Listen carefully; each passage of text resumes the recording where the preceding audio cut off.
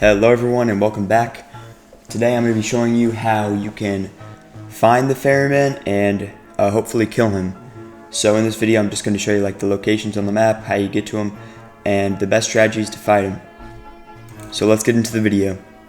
So right off the bat you're just going to want to craft a bunch of campfires because you'll need them to spawn him, and if you're going to start farming him you're going to need a lot. You need 4 for every single time you fight him, and maybe even more if you want to heal on the way. So you can get a bunch of wood to make campfires at Etris. At the blacksmith, you can get wood for a very cheap price. So to get to the Ferryman, you're going to want to head to the East Luminant.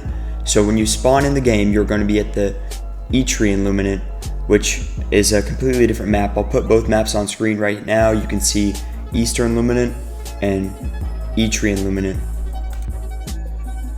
So the way to traverse from one to the next is by these little water locks. So you're going to want to head to your boat and sail out to where these water locks are, and then once you sail inside of them, it will transport you to the other area. And don't worry, both water locks in the map will send you to the other place. It's the same map no matter which one you take, so don't worry about that. So after you pass through the water lock, you're going to want to head over to this rock over here on the map. It's a little bit grayed out, but you want to head right there and I'll show you where to go from there.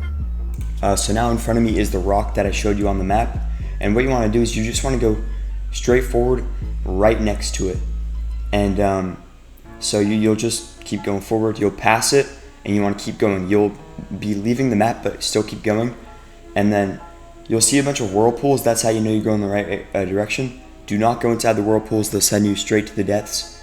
Just like go around them or like in between them, and then you'll make it to the island. So once you make it to the center of the island, you will meet this little summoning circle, and as you can see, the circle is grayed out there for a second.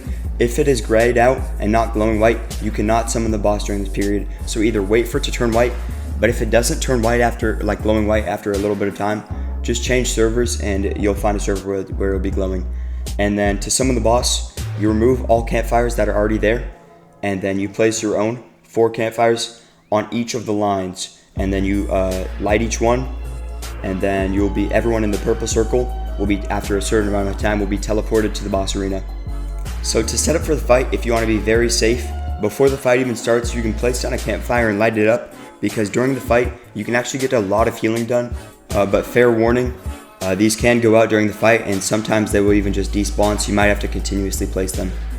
And before I enter this fight, I just want to say, I went into this at power level 1 with 0 attribute points spent, and with the basic great axe. So I do not actually end up beating this fight because very difficult at power level 1, and it just took way too long. I think I got to 34 minutes of fighting. I'll go over every single attack in a second, but to initiate the fight, just talk to him, and then you can get some free swings in. He always starts with this attack every single time. You can get free swings after you finish dialogue. He always starts with that attack. I kind of fumbled it, but okay. And here's the thing I'm talking about. You can heal. So after he does an attack, you can heal, and if you don't go close to him, he will not initiate the next attack for quite some time. So you can just come here and heal, and here I showcase how you can just sit there, heal, and if he doesn't attack, you can. It's pretty easy to avoid, right? You could just, with his pillar one, walk backwards if you're at the campfire, look forwards and walk backwards. If he does the strike assault attack, you're just gonna have to parry them all, and if he summons his clones, you have extra time because you can just kill the clones pretty easily. So now for the lightning assault attack. So you'll know this attack happens because your screen will start to shake right when he teleports right in front of you. So you're gonna want to wait a certain amount of time. You'll get the timing down eventually. Parry, then he'll move to the left side of your screen. Then you wait a second, parry, and he'll move to the right side of your screen, and then you want to parry. And once you parry all 3, this will give you a chance to attack, but if you do not parry any of them, he will not let you hit him.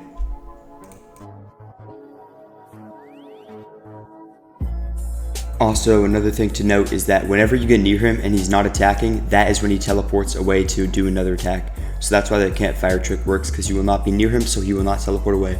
So the next attack that the Ferryman will use is this sort of like pillar attack, I guess, where he strikes down lightning on the floor. So basically during this, you just want to try to sprint towards him and dodge these as you go. If one of them might hit you, you can always parry it. These are parryable, they're blockable, and they're dodgeable.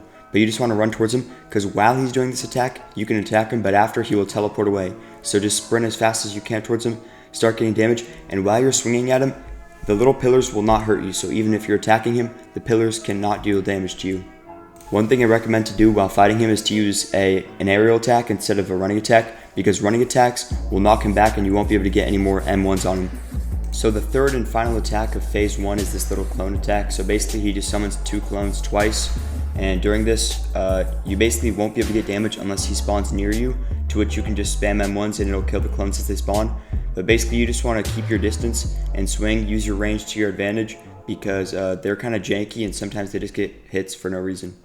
So once you beat the pulp out of this man, you'll be sent to phase 2, to which this man changes his original attacks and gets one new one while removing the clone one. So for his next attack, Grand Javelin, he will throw like 4 or something of these little like javelin projectiles. During this attack, you will not be able to get any damage in, and the attack will do it'll do a lot of damage, so do not get hit by it. Luckily, it's very easy. You can avoid it by walking sideways, but if you get hit by it, it can be devastating. You can block it, parry it, and dodge it, but I recommend just walking sideways or dodging. So for the enhanced attack, so here you have the little pillar one from before. Basically, it just places a lot more of them and at more random times, but luckily, this gives you more time to attack them. A lot of the attacks in phase 2 give you more time to attack, so that's basically going to finish quicker. So here's the enhanced lightning assault.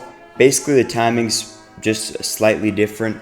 You're going to want to parry once for the first 2 attacks. So same timing, you wait 1 second, you parry once, then after that you're going to parry again and it'll parry the last attack. So that's going to finish out the video. Hopefully you can beat the Ferryman. Don't give up on him. You'll get him eventually, and hopefully you will not end up like me at power level 1 dying.